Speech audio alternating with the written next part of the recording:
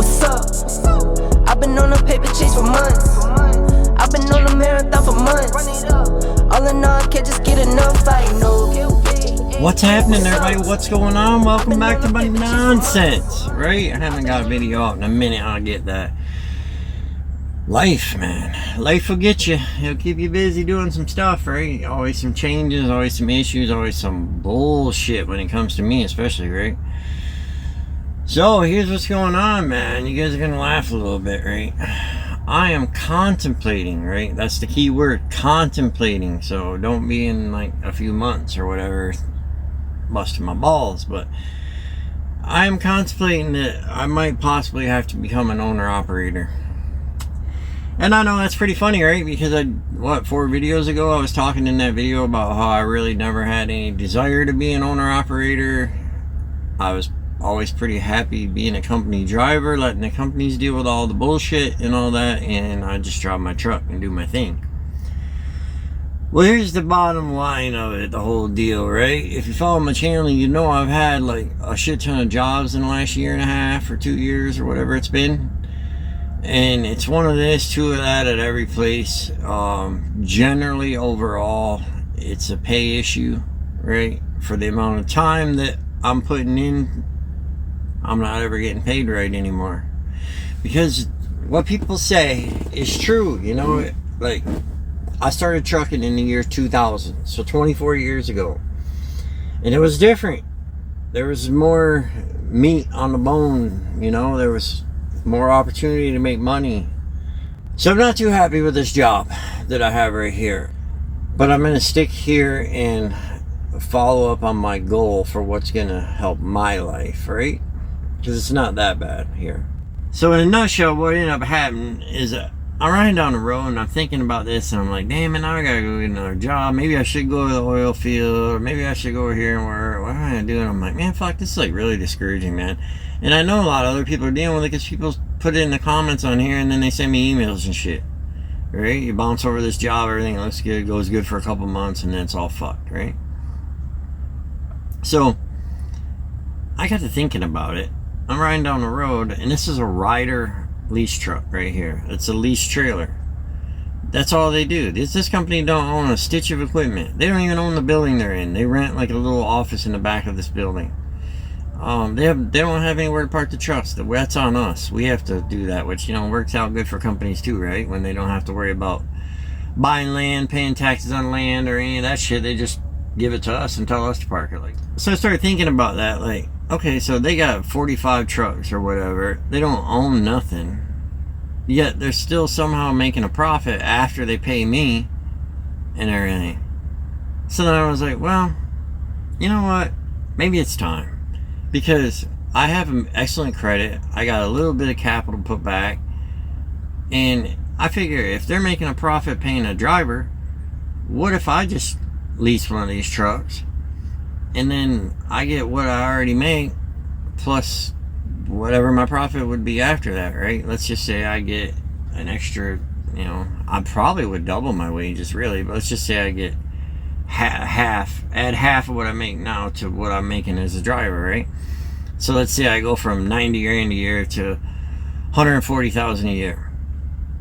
I understand as an owner-operator they make a lot more than that. I get it. I'm pretty familiar with it. Somewhat. Not huge. I'm not like a authority on owner-operators. Don't pay a whole lot of attention to that. I just watch YouTube videos and shit. But I have watched enough to get an idea of what these guys are making, and I've always understood that they make a lot more than me. Successful ones. Some ain't making shit. Some are, you know, dealing with all of it and not making what I'm making. So, yeah, maybe I should be making $250,000 into my checking account or something as an owner-operator. I get it, but I do all right on 90,000. So you give me 140,000. I'm a single dude. I ain't got no child support. I ain't got no. My kids are all grown, so on and so on. For me, I'm fucking rich if I got that much money. You know what I mean? Like, I'm happy with that. I'd be alright with that. So I was like, you know what? I'll just lease my own damn truck. Well, you guys are going to laugh at this. And I know some people are going to grumble and not understand a word that I'm freaking saying right now, because some people on here don't even know what the fuck they're talking about. Not that I always do either, but some people like literally don't know what the fuck they're talking about, and then they always gotta be like blah blah blah. I completely get that doing a rider lease is like a pretty dumb idea, but it's one step up from doing a lease purchase from a company. Doing a lease purchase from a company, there's only one reason you would want to do that: if you didn't have capital and you had bad credit. Other than that, there's no reason to do a lease purchase from a company. Then if you do a lease purchase from a company, then you're stuck with that company, aren't you? Right? So, yes, doing a lease purchase, full maintenance lease from a dealer is a better idea, and I'm looking into that. I'm looking into getting one from the dealer, or I'm looking at getting one from the rider, and both of them would be full maintenance. Now, already I can tell people are like, well, just take a little bit of that money and go buy you a truck, right? Well, I'm not going to jump headfirst into it like that. Does that work for some people? Yeah, it does, man. There's people out here who pay 20 grand for a truck and they're making bank. But it's a fucking gamble, and that ain't really a gamble in the stress that I like to take. All I want to do is just chill shit out a little bit, you know. I'm not even trying to chase the paper that hard. So, I'm not going to go out and take a majority of my capital and put it down on a truck, buy this truck, and then not have any backup money hardly to speak of, because you know the amount of money that goes on in the trucking industry, man, it's big numbers that you're playing with, and you could lose a lot. You can also gain a lot, but you could also, you know, lose everything like fucking overnight. So I'm trying to back my shit up a little bit. It all really depends on the down payment on how I'll go that route. But let's just say I decide to go the rider route.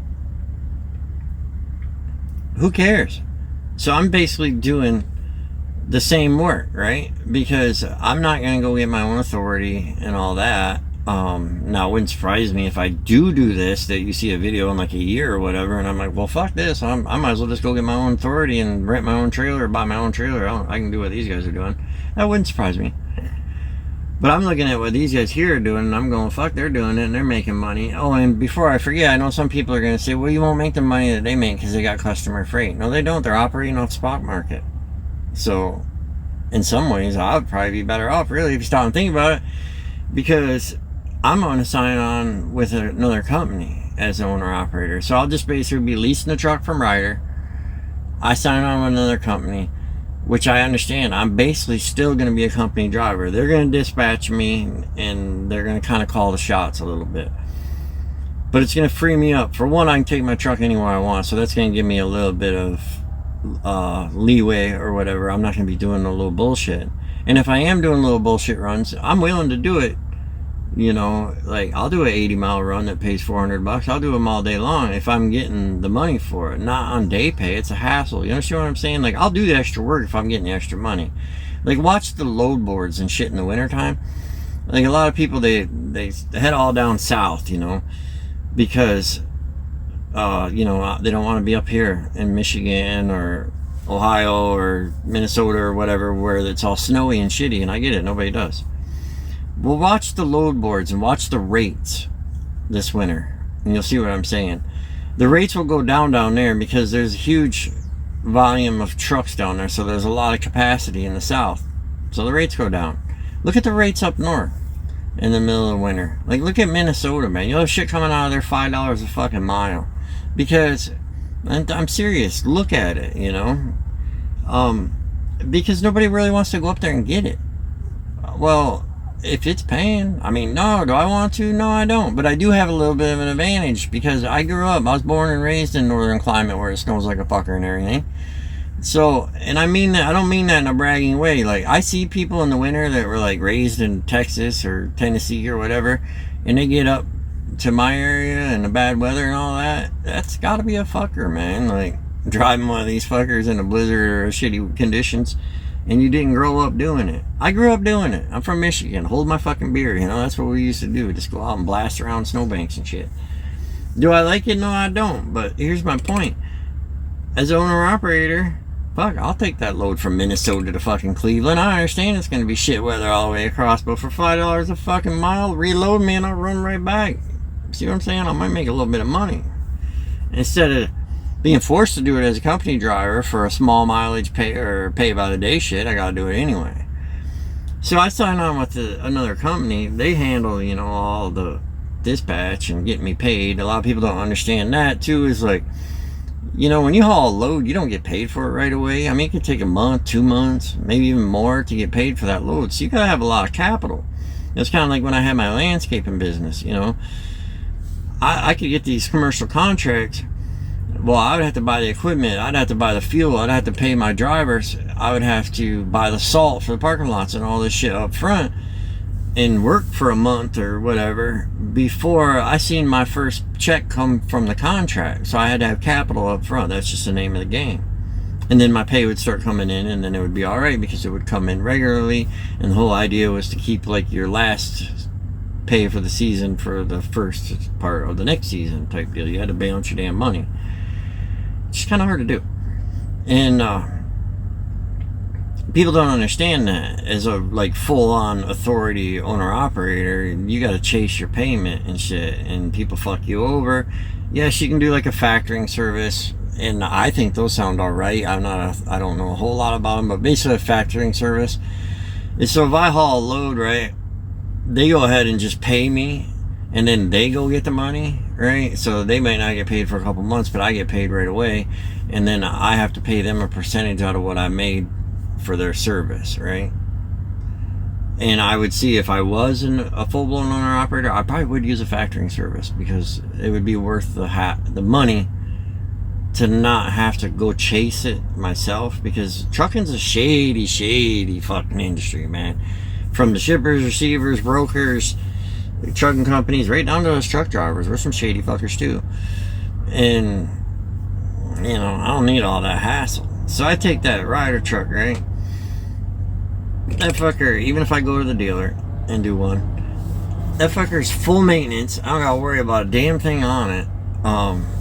If it breaks down, they bring me a truck. Yes, sub trucks suck. I get it. I've been driving these rider trucks for other companies and shit, and I've had the sub truck before. But as an owner operator, it's better than sitting there in Texas for 2 weeks waiting for your truck to get fixed, and you got all the payments and all that shit still coming, and you ain't making no money. You're pissing off whoever you're hauling for because the load's not getting there, and it ain't like I got a company and I can send one of my other trucks down to get it. You know, so it backs you right up that they'll just put you in another truck. So you're pretty well covered on that whole deal. And then signing on with another company, they're pretty much covering everything else. So really, if you stop and look at it, you're still a company driver, basically. It's just your truck is yours and not the company's. It's not even technically yours, right? You're basically just leasing it. But am I going to put a driver camera that bitches at me in my own truck? Fuck no. Am I going to limit the speed of my own truck? Not any lower than what the lease company says it has to be. You know? I'm not going to do none of that crap. Will I keep the truck up? You know, wash it, polish it, clean it, do it the way I like to do it. I know some people don't care about that shit. Because if you follow my videos, you know I've been bitched at before, you know. They're like, dude, you can't be washing the truck every week. That shit gets expensive, you know, wash it every 2 weeks. I'm like, okay. You know, but I've even argued with companies before, and I'm like, dude, I've seen some of your other drivers, they don't even wash their shit for months. And they're like, what are you saying? And I say, well, being that you got X amount of drivers that don't wash their shit for months, you're saving all that money. You're not paying for them, so what the fuck? I wash mine every week. You're not losing anything. You know what I'm saying? It's true. I've actually had a couple of companies look at me and go, whatever, Dustin. Just wash your fucking truck if that's what makes you happy. I don't do it stupid. I don't drive in the winter and then wash it when I know it's going to snow and shit, you know.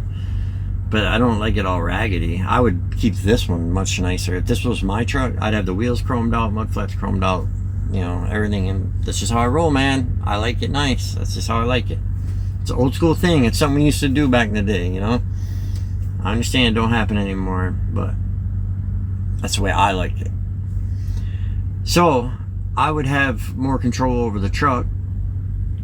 I would have a little more control over my runs.